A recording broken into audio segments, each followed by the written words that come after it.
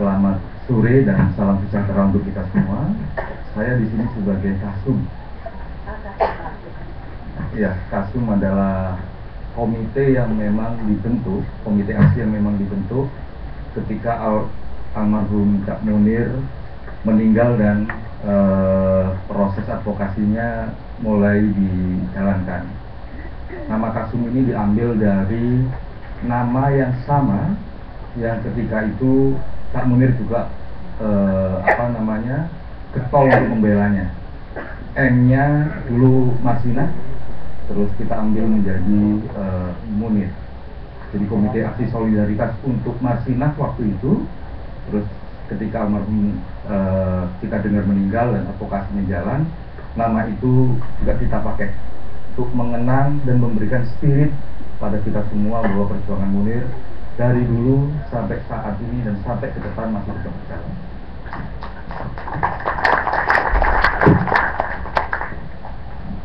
Ya, ini ada sedikit cuplikan film 5-8 menit.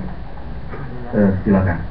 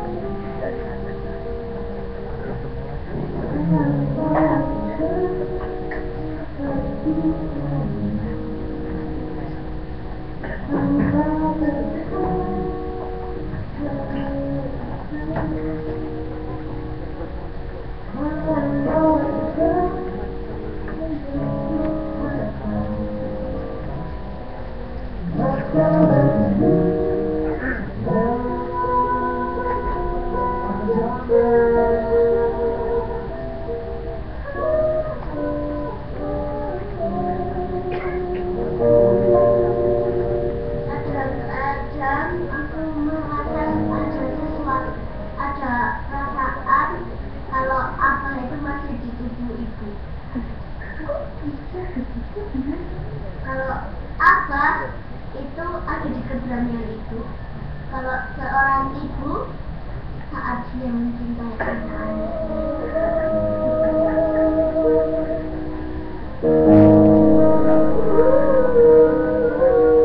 Enggak berarti sama yang membunuh apa?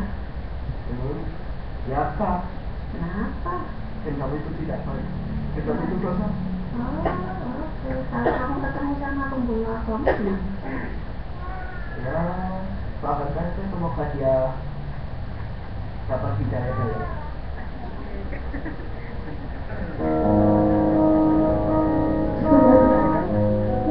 Suara itu tak bisa diredam. Mulut bisa dibungkam. Pertama kali dengar itu Usman sama telepon ke rumah. Ya telepon lagi di mana? Karena udah jelas saya di rumah, tapi dia nanya lagi di mana. Saya tahu dia pasti sedang kalut dan sampai dia bertanya. Dan ketika dia masih tahu kabar itu, saya tanya, kamu dengar dari mana? Dan Usman langsung bilang, aku langsung ke rumah Pak. Saya langsung coba tanya kepada beberapa teman, pertama tim Palestina, tanya, terus mereka bilang saya sedang mengkonfirmasi. Saya coba langsung telepon ke Garuda waktu itu, Garuda di Jakarta dan Garuda di sekitar di Belanda, dan semuanya tidak berani mengatakan bahwa almarhum benar. Kemudian saya juga tanya ke teman-teman, sampai satu saat setelah berkali-kali saya telepon ke Garuda, ada orang yang mengaku bernamanya dia orang Garuda yang dia menyatakan, dan ketika saya bertanya dia, iya saya lihat sendiri langsung, iya kamu sudah meninggal. Dan waktu itu saya langsung, karena ada di ruang CT diri saya menolak itu terjadi. Jadi Saya menelpon itu dengan banjir air mata. Saya shock, karena dia sehat kok benar. Tapi saya hari ini dengar dia meninggal. Dan itu hal yang saya nggak tahu. Saya cuma bisa menangis dan saya merasa tidak ada kata-kata yang bisa diucapkan.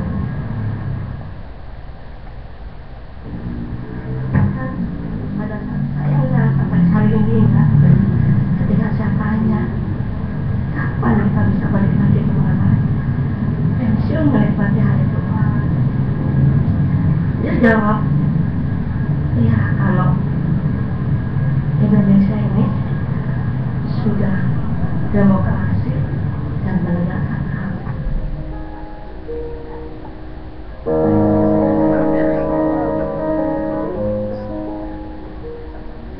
Ya, pertama kali ketemu dengan SBY waktu itu kelihatan sekali sih, berasa bukan kelihatan, berasa sekali ketika urusan itu.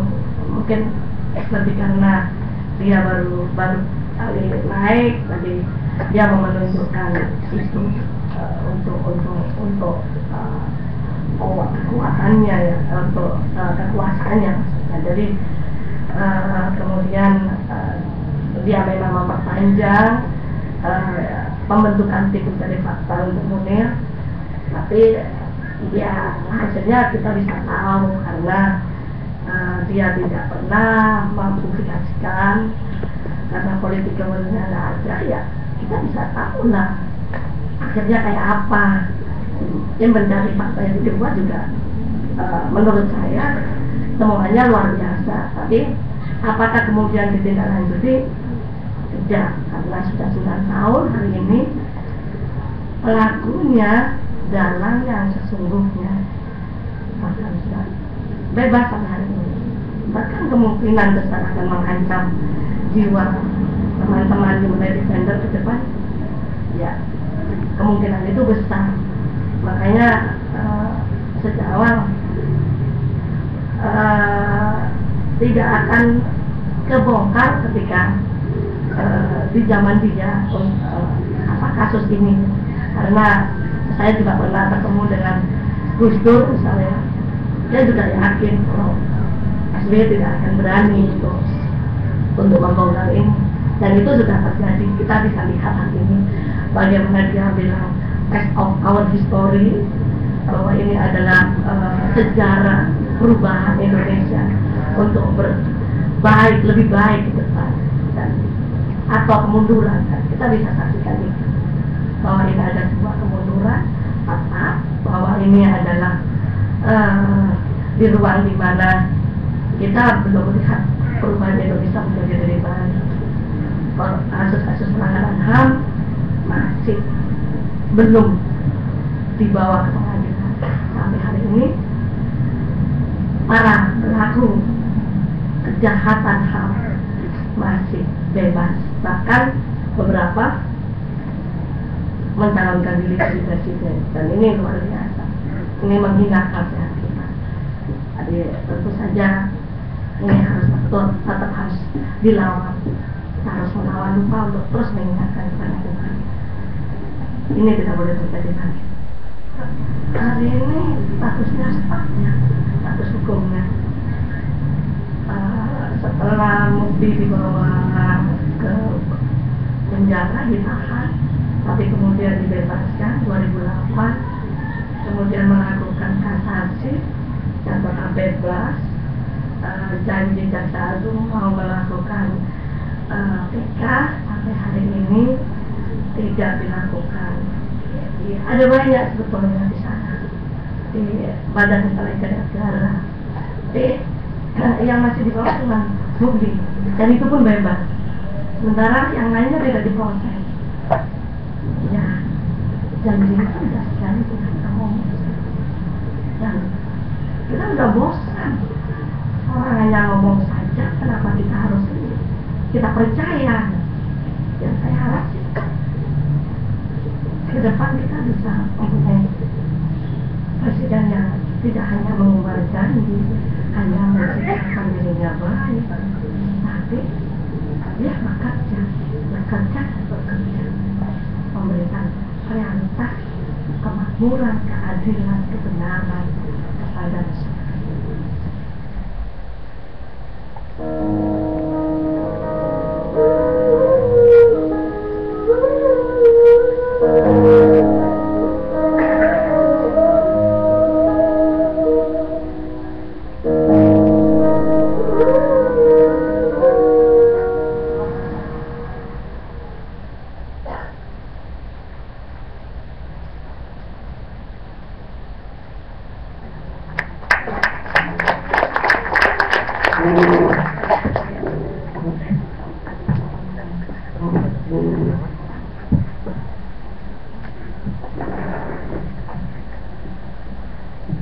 Baik, silakan Mas Khairul Anam yang akan menambahkan kesaksian dari apa yang sudah kita lihat di dalam klip.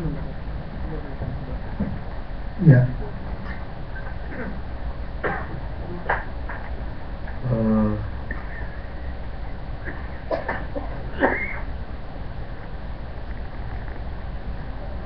Setiap malam itu kami, saya, Panca, Isman, kadang-kadang Haris, dan teman-teman yang mufti yang kita kurang lebih seumuran ini di Tebet sana setiap malam menikmati diskusi dengan Cak Munir.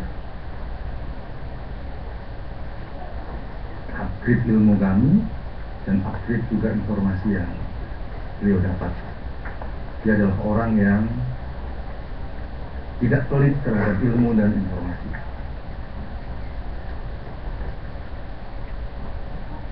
Saya kebetulan memang satu rumah dengan Cak Munir.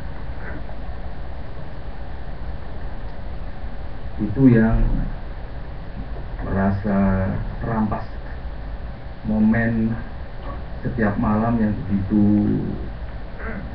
dinamis, tiba-tiba hilang. Waktu mau sekolah pun sebenarnya juga antara merelakan dan tidak waktu itu. Karena momen-momen setiap malam itu selalu pulang gitu dan di kaos langsung ngomel ngalor gitu, ngomong terus gitu, update aja. Kalau nggak gitu dia ngelepas stres ke kita dengan diskusi gitu. Jarang orang melihat Cak Munir ngerokok, tapi kami sering melihat Cak Munir ngerokok karena stresnya ditumpahkan kepada kami, dan itu membekali kami semua informasi yang cukup, perspektif yang cukup, dan melihat dinamika yang baik, dan itu yang kami rasakan hilang saat ini. Oke, itu satu. Yang kedua, saya mewakili Kasum untuk menceritakan apa yang tidak pernah terungkap di publik selama kami mengadvokasi kasus ini. Ada beberapa orang yang meninggal akibat perjalanan kasus ini, walaupun belum terverifikasi dengan baik, tapi benang merahnya sudah kami dapatkan.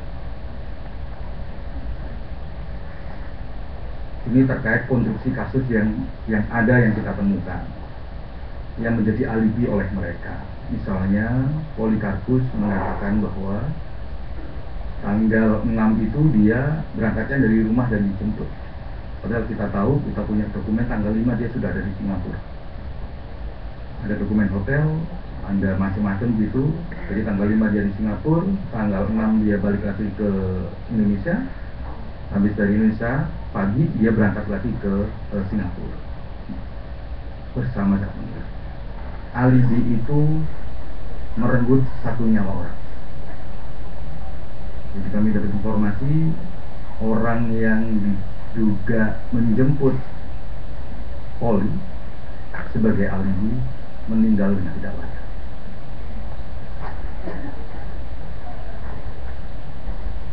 Berikutnya, ketika kita susurin, ada satu informasi yang mengatakan ada pertemuan di ruang B di Badan Intelijen Negara.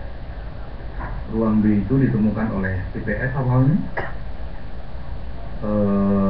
ada sketsa di situ, ada perencanaan pembunuhan di situ, keluar dokumen sekian skenario untuk pembunuhan Munir. Nah, orang yang mau memberikan informasi itu purnawirawan baru pensiun, salah satu anggota mereka, janjian sama kita di satu tempat, di satu resepsinya ada, orangnya nggak ketemu, sekian hari berikutnya kita ketahui dia meninggal.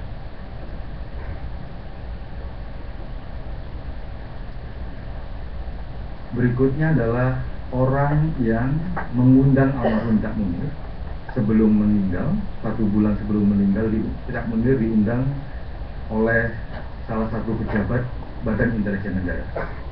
Dia Deputi 7, namanya Bija Supriyatno.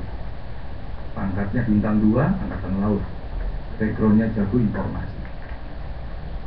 1 bulan sebelum meninggal, almarhum diundang oleh dia, tapi Cak nggak tahu gimana instingnya, akhirnya memutuskan untuk tidak datang setelah mengajak diskusi beberapa teman.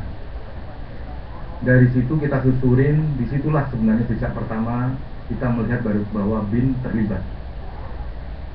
Nah, ada orang yang namanya Bijah ini almarhum, sudah almarhum dia, itu orang yang menguasai IT, sehingga kalau kita lihat dokumen TPF, bukan TPF tapi dokumen persidangan, komunikasi Muhdi sama Poli, dan komunikasi Poli sama almarhum Cak Munir, dan komunikasi Poli sama beberapa aktivis yang lain, itu nggak rasional. Karena dia yang memang BIN punya teknologi untuk mengajak rasionalitas dari teknologi yang ada. Jadi misalnya Poli sama Muhdi itu di jam 5 misalnya komunikasi sama berdua ini sama-sama di Jakarta, tapi 10 menit kemudian si Polinya di Surabaya, si Muhdinya di Papua. Jadi kan secara logis nggak mungkin orang 10 menit berpindah tempat gitu. Nah, orang yang jagoan ini adalah Bija Supriyatno, dia Deputi 7 di Badan Intelijen Negara waktu itu. Nah, untuk meyakinkan sejauh mana dia punya kemampuan untuk mengajak itu, kami menyusuri. Ada salah satu teman wartawan, dulu wartawan Tempo, terus waktu ketemu itu wartawan ANTV, nggak tahu sekarang dia wartawan apa, dia menulis soal Badan Intelijen Negara, soal buku. Nah, dia menyinggung nama Bija Supriyatno, karena tulisannya salah, dia ditelepon sama Bija. Ditelepon, habis itu dibilang, kamu kalau nulis nama orang ya yang bener lah, ejaan saya itu ejaan lama. Saya itu Profesor Yasri tulis. Nah, si teman wartawan itu bilang, oh iya Pak, nanti kalau ini saya tulis baik, tapi kemarin tuh memang mau saya konfirmasi, tapi telepon Bapak nggak diangkat-angkat. Oh itu telepon yang salah, nanti saya SMS deh. Nomor telepon saya yang benar. Dia SMS ke teman kita itu pakai nomornya sendiri. Jadi nomor HP-nya menerima SMS dari HP-nya sendiri. Nama lengkap, nama istri, nama anak, sekolahnya di mana, rekeningnya di bank mana, duitnya berapa. Dalam waktu 10 menit. Jadi habis pembicaraan itu dia dapat SMS dari nomor HP-nya sendiri yang isinya seperti itu. Ini profil Bija. Nah, suatu saat kami juga mendapatkan informasi bahwa dari seseorang teman bahwa memang untuk membaca dokumen telepon yang jadi dokumen hukum itu Bija yang bisa membaca. Nah, ketika kita mau atur waktu, Bija meninggal, sakit jantung dia. Apakah betul dia memang sakit jantung betulan ataukah tidak? Kami kirim investigator kami, sampai itu prosesnya macam-macam. Sayangnya kami nggak dapat apa-apa. Kalau udah sehari semalam kita ada di situ, membantu keluarganya sampai menjadi penyambut, jadi tuan rumah investigator kami. Tapi nggak tembus itu. Dia meninggal. Dia bisa membaca bagaimana komunikasi itu ada. Karena komunikasi Polikarpus dan Muhdi yang oleh publik dikatakan 41 kali hubungan telepon itu, catatan kami lebih dari 100 kali. Karena memang Polikarpus adalah agen BIN, ini confirm. Dia agen BIN, dia punya berbagai alat dan identitas yang memang menunjukkan bahwa dia agen BIN. Direkrut sejak dia di Papua. Itu yang meninggal mendadak. Yang meninggal mendadak terakhir adalah Ongen. Itu kan ya setahun yang lalu dengan satu peristiwa yang di background sangat aneh. Naik mobil ke depan, terus ada orang yang entah nyiram air, entah dikasih air, tiba-tiba meninggal. Sampai rumah tiba-tiba meninggal. Ongen adalah, dalam kesaksian, Ongen adalah orang yang mengetahui di Changi itu duduk antara Polikarpus, Ongen dan Cak Munir. Dan dia juga diduga tahu bagaimana racun itu masuk ke minumannya almarhum Cak Munir. Jadi paling tidak hitungan kami ada 4 orang dalam sejarah almarhum Cak Munir meninggal karena jejaknya tidak ingin diketahui. Semakin kita dekat dengan kebenaran itu, orang itu meninggal. Itu yang juga akhirnya di internal kami juga berpikir, ini gimana ya enaknya ya kalau kita masih terus banyak orang yang akan meninggal. Itu kesadaran yang juga membuat kita ini gimana gitu. Karena beberapa orang memang saksi-saksi kunci itu, misalkan kayak Direktur Garuda, itu juga hampir kayak begitu. Kalau nggak disadap duluan dia akan mati. Itu perkiraan kami. Karena kesaksian dia, tapi ini perkiraan ya, nggak ada rujukan apapun, sehingga tolong kalau ada wartawan yang disuruh. Itu kalau dia sadapan pengakuan dia yang memang dia komunikasi sama Muhdi nggak didapat duluan, mungkin dia juga mati. Oh, yang terakhir yang kita nggak terkonfirmasi adalah Kolonel Budi. Dia yang memberikan kesaksian bagaimana Polikarpus itu masuk ke Badan Intelijen Negara dan Direktur Garuda juga masuk ke sana. Dan ada perintah, ada surat perintah dan lain sebagainya. Itu dia Direktur 1 di bawah Deputi 3 Badan Intelijen Negara. Karena kesaksian dia dipindah ke Pakistan dan sampai sekarang kabarnya nggak jelas. Kabarnya keliwar-keliwar, ada yang masih di sana, terus ada yang mengatakan sudah meninggal. Ini sengaja kami buka di sini karena memang tidak semua orang tahu, hanya internal kami tahu, untuk melihat bahwa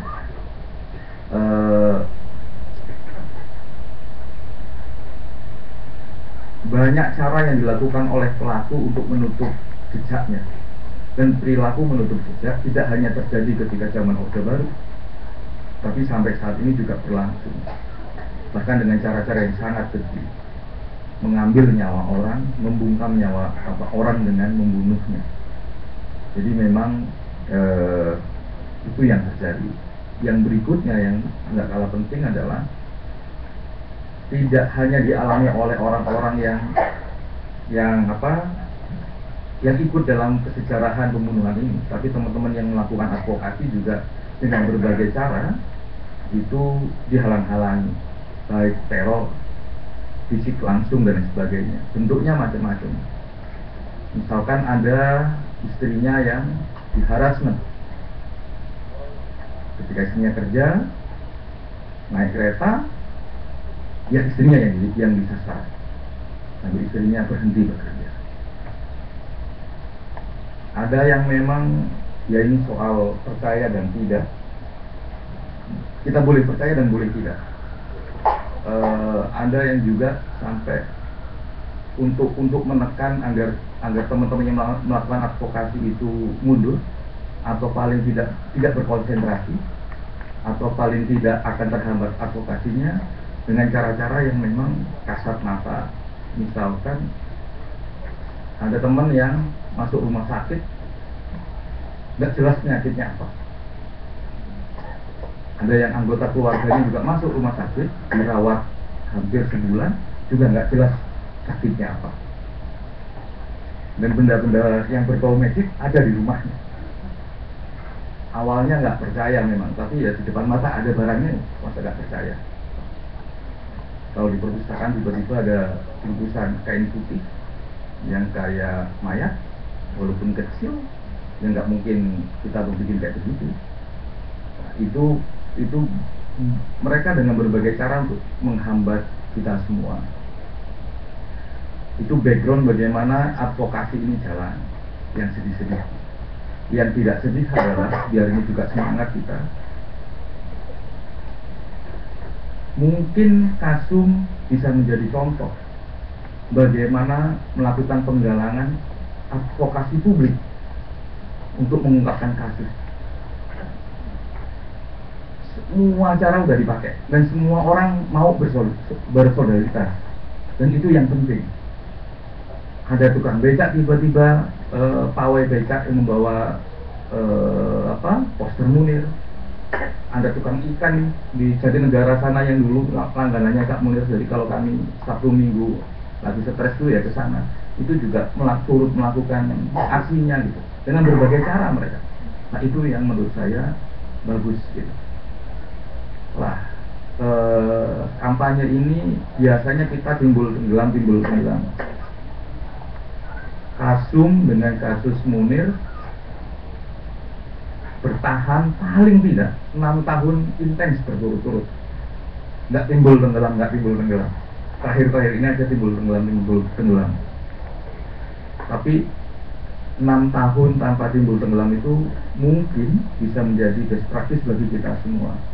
Salah satunya misalkan ketika kita mau macet kampanye setelah tim mencari fakta berakhir masa kerjanya, akhirnya kita putuskan untuk buka Garuda untuk menjaga bagaimana tensi dari dukungan masyarakat itu ada. Akhirnya muncul di permukaan kembali isu ini. Terus lobby beberapa tim red untuk dengan setia memprofil dan lain sebagainya. Kick Andy itu tema tentang Munir lebih dari 3. 68H hampir 2 tahun setiap hari ada cerita soal Munir, apapun itu. Jawa Pos hampir setahun setiap hari ada Munir, apapun itu.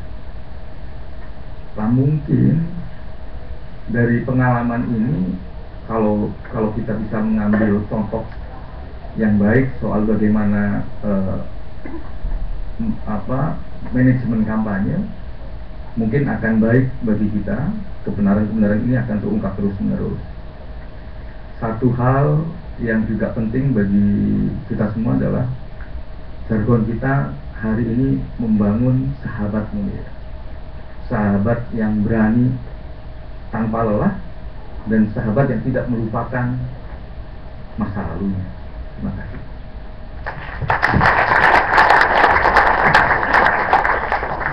Terima kasih Mas Hoirul Anam.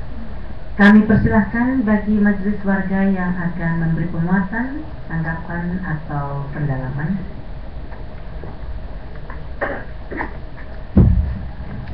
Ya, singkat saja. Iya, jadi semakin jelas untuk kita semua bahwa kebenaran itu sebenarnya bukan hanya semata untuk pertaruhan nyawa dalam arti ya berani mati gitu, tapi tentang kehidupan itu sendiri sebenarnya. Kita dengar semua sampai dengan hari ini bahwa apa yang kita kerjakan sekarang, apa yang kita perjuangkan, kita pertahankan, kita perjuangkan itu ya seperti Gandhi selalu bilang ya, kebenaran untuk kehidupan, dan saya kira ini perlu kita pegang. Dan dengan cerita tadi saya selalu optimis dengan perjuangan kita. Saya harap kita semua juga tetap optimis dengan apa yang kita sedang lakukan dan akan kita lakukan, karena tanpa optimisme juga, sekalipun ada banyak taruhan termasuk nyawa, kita akan gagal di tengah jalan. Gagal dalam arti karena diri kita sendiri. Nah, karena itu saya tadi diceritakan betapa misalnya tukang becak, tukang jual ikan dan lain-lainnya. Jadi lagi-lagi saya mau bicara tentang bagaimana kita membangun semua kekuatan kita, memperkuat dan solid supaya benar-benar gerakan kita ini adalah gerakan kita semua yang untuk memperjuangkan kehidupan. Saya kira Munir salah satu tujuh hal yang di seluruh dunia bahkan sangat tahu, sangat kenal. Sehingga saya pikir ini juga merupakan suatu kekuatan kita bahwa kita tidak sendirian. Kita berjuang hal yang dengan LSM macam-macam, tidak hanya sendirian, tapi itu tadi ya, tukang becak, tukang ikan, semua ada bersama-sama kita. Tinggal bagaimana ini semua benar-benar kita bisa menjadi satu kekuatan bersama.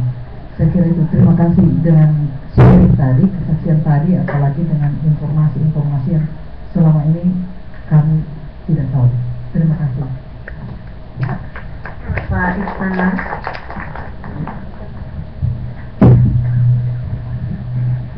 Terima kasih pada Bung Anam. Jadi terus terang saya juga selama beberapa tahun sebetulnya juga tahu persis ketika berinteraksi dengan Cak Munir. Ketika itu memang Cak Munir juga memberi kontribusi yang luar biasa untuk penyelesaian konflik Maluku. Ketika itu saya sedang melakukan proses penyelesaian konflik Maluku, dan secara kasat mata kita lihat bahwa semua kasusnya sudah terang benderang, proses hukum sudah dilakukan dan hasilnya tetap nol. Kita lihat semua upaya sudah dilakukan, semua cara, saya kira cara paling kreatif sekalipun sudah dilakukan untuk katakanlah juga mendorong kasus ini diselesaikan. Jadi saya terus terang juga mengamati kasus ini selama 9 tahun ini. Jadi saya kira inilah satu contoh yang paling jelas. Kasusnya begitu terang benderang, tapi hasil proses penyelesaiannya nol. Jadi saya kira ini yang penting, sehingga ketika kita bicara penegakan hukum itu memang tidak ada. Ketika kita bicara negara itu tidak ada sebetulnya. Ketika juga kita bicara katakanlah juga semua pihak yang berkepentingan itu pun tidak ada dalam kasus ini. Saya sampai pada satu sikap sebetulnya sekarang ini, ketika kita melihat kebenaran dan keadilan ini. Saya membayangkan tadi setelah mendengar penjelasan dari Bung Khairul Anam. Jadi saya kira memang kebenaran dan keadilan ini memang harus kita posisikan. Saya melihat kita posisikan sebagai satu proses sekaligus juga tujuan. Jadi itu yang bisa kita bayangkan. Proses ini akan berjalan terus meskipun tujuan itu belum tercapai saat ini. Dan saya menduga banyak kegagalan kita selama ini mengungkapkan kebenaran dan keadilan karena kita habis nafas, tujuan itu tidak pernah tercapai. Dan inilah menurut saya sikap dan posisi yang harus kita lihat ketika kita bicara pengungkapan kebenaran dan keadilan ini. Ini adalah satu proses sekaligus tujuan. Kita harus memproses ini sedemikian rupa, tapi kita juga sadar mungkin tujuan ini belum tercapai. Saya kira inilah yang bisa kita tarik dari apa yang sudah diungkapkan tadi tentang kasus Munir. Terima kasih. Father John? Saya mengenal Munir mungkin 3 tahun saja, dan terakhir memang saya akhirnya kalau datang ke Jakarta tidur di tempatnya Munir, maksudnya impasian. Dan saya tahun 2010 bersama istrinya coba jalan ke Irlandia. Di sana kami juga bicara tentang ini selama 2 minggu.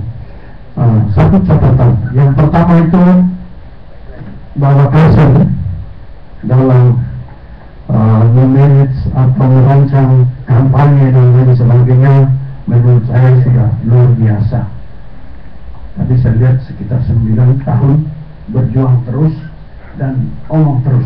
Saya yang ikut juga tahun 2011 demo di BIN, dan saya bangga dengan Kasum. Semoga Kasum itu terus berkembang dan semakin gigih, dan juga semakin melibatkan semua warga masyarakat, tokoh-tokoh maupun institusi LSM, agama dan lain sebagainya. Yang kedua, saya pernah bertemu di tahanan Mabes Polri karena saya datang mendampingi korban kasus kekerasan dan Timika. Ada 12 orang, mereka ditipu, lalu mereka menyiapkan seakan-akan pergi ke Amerika untuk bertemu dengan keluarga korban yang tadi peristiwa John Brunia yang ditembak oleh Kopassus itu pikir gampang saja. Jadi ada sekitar 16 orang termasuk salah satu pendeta. Mereka siap bahwa sebentar malam kita mau ke Amerika dan kamu akan dapat uang, kamu akan diberi jaminan untuk istri anak dengan keluarga korban orang Amerika. Maka mereka siap naik mobil tertutup. Tahu-tahu tiba turun dari Polres Timika. Semua di borgol. Malam itu memang diterbangkan ke Jayapura dan diinterogasi sampai pagi. Saya ikut dengan kelompok itu bersama pendamping hukum Anum Sirikan. Akhir dari pemeriksaan yang 2 hari tidak tidur, sangat tidak manusia. Saya waktu itu protes juga sama Kapolda. Bapak, bagaimana mereka periksa dari sore sampai pagi, dari pagi sampai sore? Ini ada dunia mau meruntuh, mau kiamat lah. Pastor kenapa? Sebenarnya saya bisa hadir sama-sama dengan mereka. Oh bisa, sudah. Dan waktu saya datang lihat mereka ditahan di Mabes Polri di sini, saya datang, tahu-tahu manusia satunya ada, Polikarpus. Saya telepon Bungke, saya mau ketemu dengan ini Polikarpus. Bagaimana kira-kira beliau ini adalah penasihat hukum dan lain sebagainya untuk saya. Terima kasih Bungke. Lalu pergi masuk sejak kamu tanya tentang bagaimana dia membunuh Cak Munir dan lain sebagainya. Sudah saya bodoh-bodoh masuk ke tahanan dengan namanya Pak Alumar. Saya bilang, Bang, saya mau umum sedikit. Kamu siapa? Saya Pastor John dari Timika. Oh iya, dia peluk saya. Saya belum tanya, dia sudah bilang, Pastor, saya tidak tahu itu Munir itu. Oh iya, Bapak tidak tahu. Ya. Kami baca Bapak yang bunuh di atas pesawat. Ya, tidak ada apa urusan apa saya dengan Munir. Saya tidak ada apa-apanya. Munir itu juga saya tidak tahu. Wah, sudah kami omong-omong. Ya mungkin dia tahu saya pastor, jadi dia curhat sedikit situasi keluarga. Sudah selesai, saya pulang, saya cerita sama Kunti. Saya baru ketemu tadi dan saya tanya. Memang awalnya sebelum saya tanya dia sudah jawab bahwa mungkin dia tahu. Jadi saya tanya, dia bilang dia tidak tahu itu Munir. Dia tidak ada hubungan dengan Munir. Tapi saya dengan Mama bilang, ini kami baca cerita di mana-mana. Ini Pak Puni yang bunuh tuh di atas pesawat Garuda. Bapak, Mama Yosefat bagus dia, bodoh-bodoh juga dia bilang, oh yang pilot toh. Dan dia keringat halus. Sudah, saya pikir itu yang pertama. Kemudian bulan yang berikut saya datang lagi, saya juga cerita sama Bungke, saya pergi ketemu lagi. Memang waktu itu dia sudah ada jarak, tidak cerita banyak, dan juga sangat hati-hati. Nah, inilah Polikarpus. Setelah saya baca banyak tentang buku Syekh Munir, memang saya susah mencernanya karena saya ini bukan belajar hukum, saya bodoh dengan hukum. Tapi saya mau kasih catatan yang pertama, bahwa dari cerita ini Mas Anang luar biasa ya. Ternyata begitu ketika mau mengungkap kebenaran itu, tadi kata-kata indah sekali, ketika mulai mendekati kebenaran ada saja korban, bukan saja orang-orang kecil, sampai dengan yang bintang 2 ini. Berarti orang ini memang yang pelaku pembunuhnya ini bintang berapa ya? Nah, pokoknya dia lebih tinggi dari bintang 2. Iya, bintang 7 ya. Ya, oke. Dari pengalaman ini memang menurut saya bahwa negara ini mau bilang apa ya, tidak mampu lagi untuk melihat mana yang benar, mana yang baik, mana yang adil, mana yang hancur. Jadi saya mau katakan bahwa para pemimpin negara ini memang pemimpin yang tidak punya hati nurani. Nilai-nilai kemanusiaannya sudah kayak setan, pindah. Itu yang saya lihat. Orang yang terkenal Syekh Munir saja, dengan perjalanan yang begitu panjang, dengan perjuangan yang begitu dahsyat ya, kita dari berbagai macam kelompok memperjuangkan pengungkapan kebenaran sampai saat ini. Apalagi kami di Papua yang hidup di kampung-kampung, di hutan-hutan, bunuh-bunuh macam itu tuh oleh kelompok ini kayak bunuh babi hutan. Sayang sekali ketika negara melihat rakyatnya sebenarnya semakin partisipatif, semakin kritis, mau memperjuangkan keadilan, kebenaran, kok orang itu dibunuh. Ini memang susah. Tapi kita bangga ada Munir, kita bangga ada imparsial, ada Kasum, dan mudah-mudahan ada lahir Munir baru, Kasum baru, Mas Anang dan teman-teman semua. Kita doakan terus. Ini Pak Pejon rupanya penggemar Krisdayanti yang tadi disebut-sebut Mas Anang. Mas Anang itu mantan suami Krisdayanti. Ini Mas Anang. Anang. Bukan mantan suaminya Krisdayanti. Wajahnya berbeda. Kalau Ibu Ira, terakhir Ibu Ira. Dari cerita Mas Anam tadi, saya menaruh simpati dan yang besar. Kalau Anda mengatakan bahwa perjuangan Anda selama 9 tahun ini belum mencapai pada sasarannya, tapi bagi saya sebetulnya apa yang Anda kerjakan membuat semua terang benderang, dan justru semuanya menjadi tahu sekarang gitu. Siapa yang bersalah, apa yang dilakukan, kecurangan apa yang terjadi, kejahatan apa yang terjadi, semua orang menjadi tahu karena upaya yang telah Anda ketahui.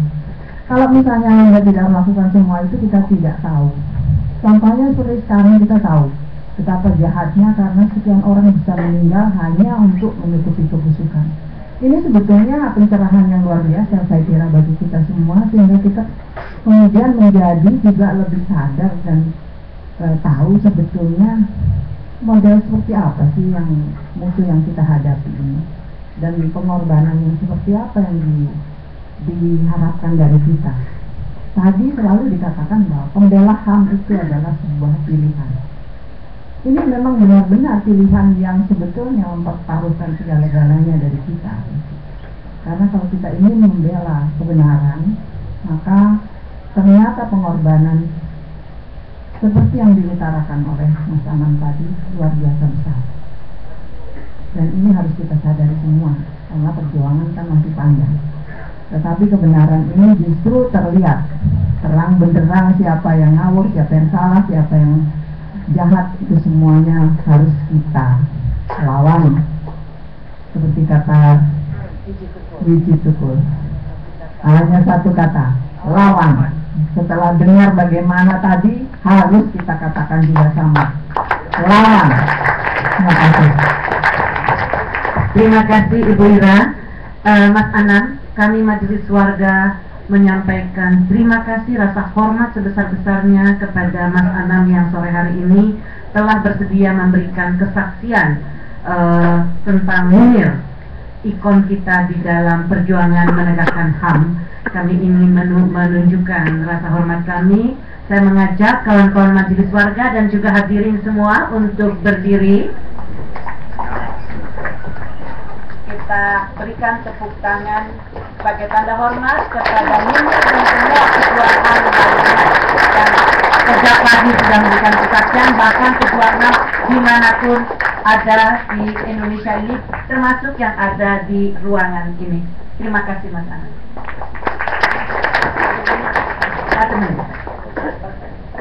Ya, maaf walaupun sudah ditutup, tadi saya ada kelupaan yang ini menjadi spirit kita semua, terutama yang di Kasum ya, karena kami hidup sehari-hari dengan Cak Munir untuk banyak hal. Tidak pernah diucapkan tapi selalu dilakukan oleh Cak Munir. Jargonnya itu begini, tidak ada sesuatu yang tidak mungkin dan tidak ada jalan buntu. Jadi berpikirlah dengan keras untuk menembus itu semua. Terima kasih. Terima kasih. Selalu ada jalan.